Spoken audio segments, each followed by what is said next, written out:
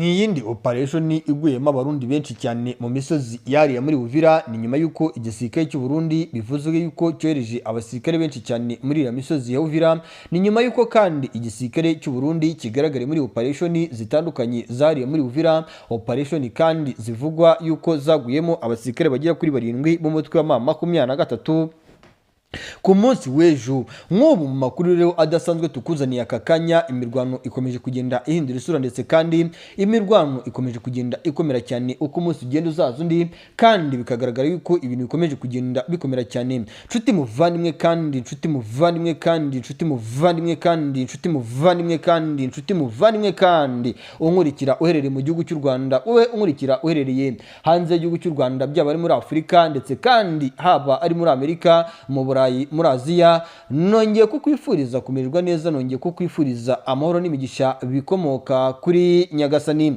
N'amakuru abadasanzwe utasanga ahandi uretse hano ku murongo wacu mugari urazwe inshinga no kubapudetinga, ndetse kandi n'umurongo wacu mugari urazwe inshinga no kubagezaho amakuru agezweho kandi yizewe. N'amakuru adasanzwe atugeza aka kanya, kandi n'amakuru atariho ivumbi na rikeya, n'amakuru yizewe ku kigero kingana n'100%. Nk'ubu hari operation ikozwe cyane n'igisirikare cy'umutwe wa M23, aho bivuzwe yuko uyu mutwe wa M23 wongeye gukoresha drone ziri mu bwoko bwa kamikaze, ndetse kandi izi drone zikaza kurasa hagati mu basirikare b'abarundi bari bari muri iriya misozi yahariya muri Uvira, ahitwa Kayaja, Munanira, Shenge ndetse n'ahitwa Mwange. Ibi kandi biza gusiga igisirikare cy'u Burundi mu burakari bwinshi kideployinga abasirikare benshi cyane ahitwa Kibondwe ndetse n'ahitwa Kavimvira, mu misozi yahitwa Mwange, Muheta, Kitara, Kirungwe n'ahandi hatandukanye. Kandi izi deployment zagaragayemo uburyo bwinshi, ishusho nyinshi kandi ishusho yihariye itandukanye niyo twabonaga umunsi ku munsi ndetse n'isegonda ku isegonda muri rusange. Turaza kwikoza kandi muri operation ndani kwa ndani mu misozi iyo muri Warikare, tumenye ubufasha ndetse n'imbaraga z'abarundi n'uruhande rw'ababirigi b'abacanshuro no ku ruhande rw'abanyamegizike, Abargentine, Colombia bakomeje kugenda bazanwa mu bice byinshi bitandukanye, bakomeje kwerekana ingufu zidasanzwe ku mirongo y'imbere ku rugamba, nk'uko amakuru akomeje kugenda atangazwa ari guturuka muri operation indani kwa ndani akomeje kugenda tubwira yuko urugamba rwakomeye cyane, ndetse kandi ibintu byabaye ihurizo uko umunsi ugenda uzaza undi. Ndababwiza ukuri ko ibintu bikomeje kugenda biba ihurizo, kandi nkanababwiza ukuri ko ibintu bikomeje kugenda bikomera, ndetse kandi uko bikomera cyane icyitwa societe civile y'igihugu cy'u Burundi yo ikomeje kuvuga yuko by'umwihariko abagore bafite abagabo ku mirongo y'imbere ku rugamba bari kuvuga yuko batari buze kwihanganira na gatoya ibikomeje kugenda bibera ku mirongo y'imbere ku rugamba. N'amakuru kandi adasanzwe by'umwihariko ku baturage bari kuvuga yuko batari buze kwihanganira ibiri kubera ku mirongo y'imbere ku rugamba, aho bari kuvuga yuko abasirikare benshi cyane bari kugwa ku mirongo y'imbere ku rugamba cyane, kandi igisirikare cy'u Burundi benshi muri bo nigitanga report ya risasi ndetse na majeruhi y'ibikomeje kurera ku mirongo y'imbere ku rugamba. Nyamuneka rero ndababwiza ukuri ko ibintu bikomeje kugenda biba ihurizo, ni mu gihe gitoya kandi twagiye tubona byinshi cyane byagiye bikorerwa muri operation ndani kwa ndani, ndetse kandi tukabona byinshi byagiye biba cyane kandi byihariye mu ishusho yihariye ifite ubudasa bwihariye, cyane cyane ugutsinda gukomeye ku mutwe w'intare zasarambwe mu misozi myinshi itandukanye. Ariko bakakanya ntabwo natinya kuvuga yuko nubwo uyu mutwe wagiye utsinda ndetse kandi unakubita igisirikare cya Repubulika ya Demokarasi ya Kongo mu misozi myinshi itandukanye, ubakakanya turi kuvugana ibintu byakomeye cyane, kuko uyu mutwe bisa naho igisirikare cya Repubulika ya Demokarasi ya Kongo cyazanye undi muti ukomeye cyane bavuguse, ukomeje kugaragara mu byiciro byinshi bitandukanye, cyane cyane mu gukoresha izi mbunda ziremereye ziri mu bwoko bw'ama BM21, BM23 ndetse kandi n'izi mbunda karundura n'izindi mbunda karabutaka ziri kugaragara ku mirongo y'imbere ku rugamba, dukurikije ibyo turi kubona ndetse kandi dukurikije ibiri kugaragara ku mirongo y'imbere ku rugamba. Hari urugamba rwaje kubera ahitwa Dembe, Kihande, Kidija, Kigengwe. Bivuga yuko urugamba rwaje gusakiranya umutwe w'intare zasarambwe n'imisozi yunamiye imurenge, aho bivuga yuko uyu mutwe wagize isibaniro rikomeye cyane hagati yawo n'igisirikare cy'u Burundi ndetse kandi n'igisirikare cya Repubulika ya Demokarasi ya Kongo, bikaza no gusiga iki gisirikare gitsindiwe muri operation simusiga, operation karabutaka ku mirongo y'imbere ku rugamba. Ariko nanone bivuga yuko uyu mutwe wa M23 wambuwe ibifaru bigera kuri 2 ndetse kandi n'umusirikare umwe akaza kuhatakariza ubuzima. Ibi byanatumye uyu mutwe ugerageza gusheringa ukoresheje indege za drone mu byerekezo byahitwa Kigengwe, Tema, hari hafi neza y'imisozi yegereye muri Uvira ndani mu marembo yegerera mu mujyi wa hariya muri Uvira. Nk'uko amakuru akomeje kugenda atangazwa ndetse kandi byinshi biri kugaragara, bigaragara yuko urugamba rukomeje kugenda ruba isibaniro ndetse kandi urugamba rukomeje kugenda rukomera cyane. Nk'ubu biri kuvuga yuko imisozi ya Mikenke, Rugezi aherutse kugaragara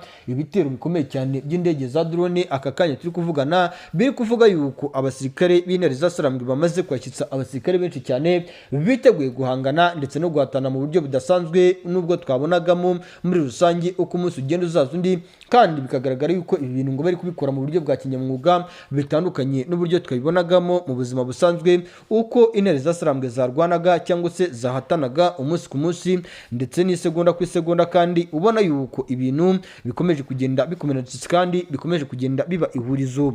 Niko kandi nanone turabyinjiramo neza rero twikoza ahitwa Irubero, ahitwa Alimbongo mu byerekezo bigana hariya Migeri ndetse n'ahitwa Katiri, tumenye uko situation ihagaze ku ruhande rw'intare za Sarambwe nyuma yuko igisirikare cya Repubulika ya Demokarasi ya Kongo kizanye abasirikare ahitwa Kabiyabo muri Butembo biteguye kwataka imisozi itandukanye ya Rubero nyuma y'ibitendo byinshi biri gutegurwa ku ruhande rw'iki gisirikare.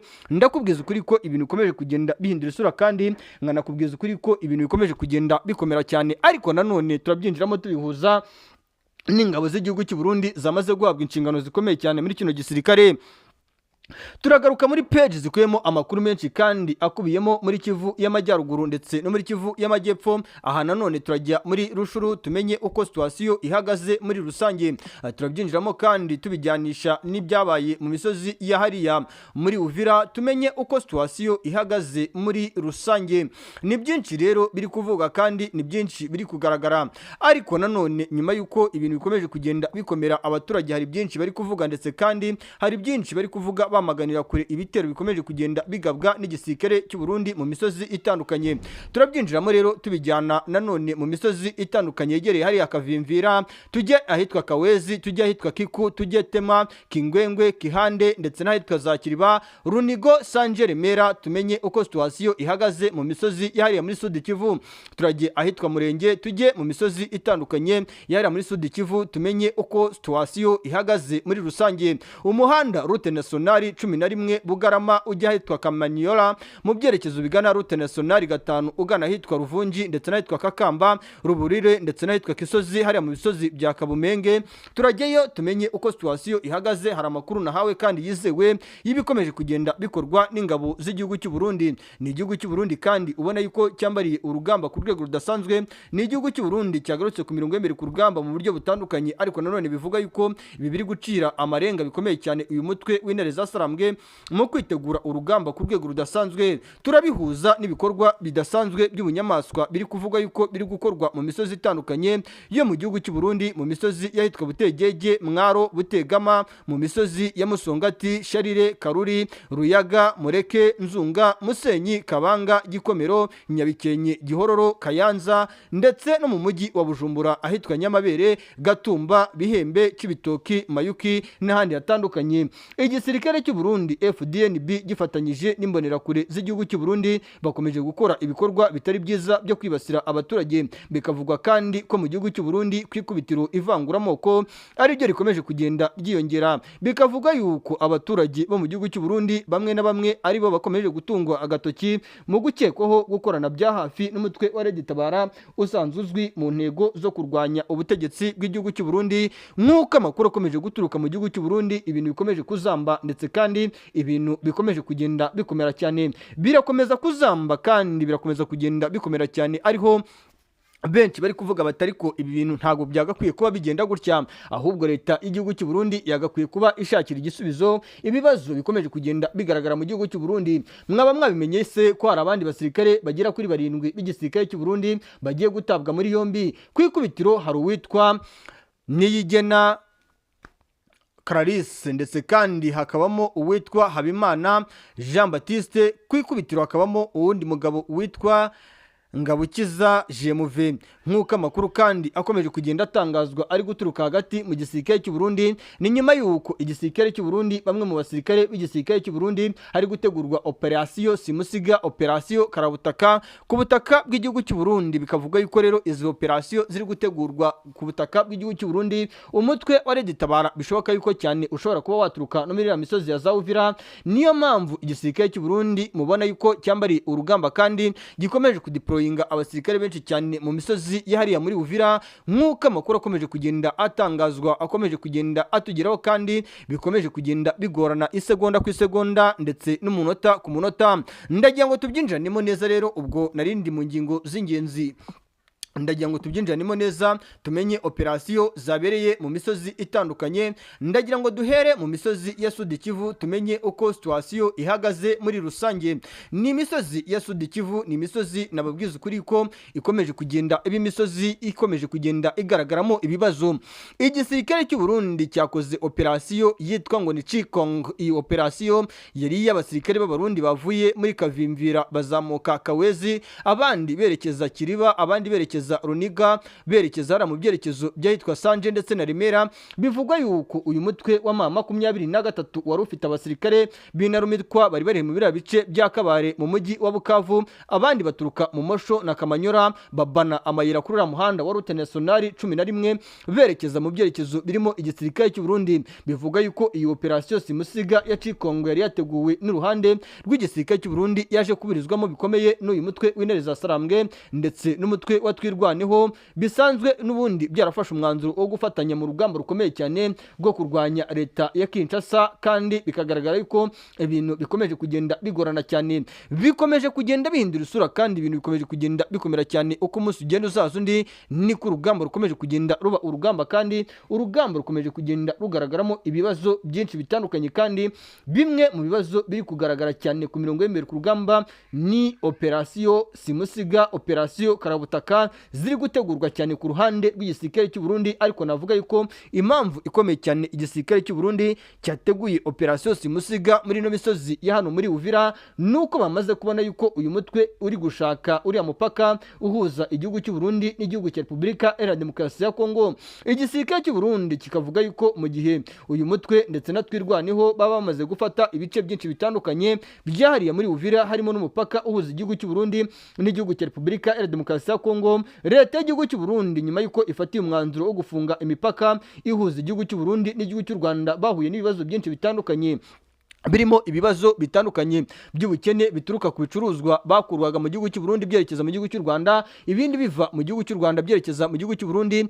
Birumvikana yuko n'abaturage bivuga yuko bo mu gihugu cy'u Burundi yuko bakomeje gutaka inzara, baninubira uwitwa Perezida Evariste Ndayishimiye, bavuga yuko ibyo yabijeje n'ibyo yabemereye nta kintu yigeze akora na gitoya, nibuza 1%, ngahubwo akomeje kugaragaza yuko ashyigikiye cyane umutwe wa FDLR wavuye mu Rwanda mu 1994 ukoze genocide ugahungira ku butaka bwa Repubulika ya Demokarasi ya Kongo, abandi bagahungira mu bihugu byinshi bitandukanye bya hano muri Afurika, mu Burayi, muri Aziya n'ahandi hatandukanye. Ariko bikagaragara yuko Perezida Evariste Ndayishimiye ndetse na kandi na Perezida Antoine Felix Tshisekedi Tshilombo bakomeje gufatanya n'uno mutwe ku rwego ruri hejuru. Bikavuga yuko mu gihe baba bakomeje kugenda bakorana n'uno mutwe wa FDLR wavuye mu Rwanda mu 1994, ibi bishobora guteza ibibazo ndetse kandi bigateza n'akaga ku rwego ruri hejuru, kuko biravuga yuko leta y'igihugu cy'Ububirigi ikomeje kugenda itanga inkunga zitandukanye zo gushyigikira ibi bihugu, u Burundi, Repubulika Iharanira Demokarasi ya Kongo n'ibindi bicumbikiye uyu mutwe, kugira ngo uyu mutwe ukomeze ukingirwe ikibaba. Bikavugwa yuko kandi ibi bintu bikomeje kugenda biba ikibazo nyuma yuko leta y'igihugu cy'u Burundi ifatiye umwanzuro wo gufata bamwe muri aba basirikare ikabashyira hagati mu gisirikare cy'u Burundi mu bufatanye bukomeye cyane bwo gushakira hamwe umurongo mugari wo kurwanya umutwe w'intare za Sarambwe ndetse kandi ngo no kwigarurira ibice byinshi bitandukanye uyu mutwe wigaruriye. Kwikubitiro rero drone z'intambara, drone kamikaze CH4 ndetse kandi indege ziri mu bwoko bwa Sukhoi 25 ziri gutegurwa kandi ku ruhande rw'igisirikare cya Repubulika Iharanira Demokarasi ya Kongo no ku ruhande rw'igisirikare cy'u Burundi, ngo barebe yuko barwanya uno mutwe nugere muri iriya misozi yegereye Kavimvira muri Uvira ndetse kandi no muri iriya misozi yegereye Kawezi, Kiriba hafi y'umuhanda route nationale 5 ugana hitwa Runigo. Ariko bikavuga yuko uyu mutwe mutwe wamaze gutegura operasiyo simusiga, bikavugwa yuko uyu mutwe wamaze gutegura operasiyo karabutaka kandi ni operasiyo zigomba kubyara umusaruro ku bubi na bwiza. Bikavugwa yuko kandi ku ruhande, bikagaragara yuko ku ruhande rw'igisirikare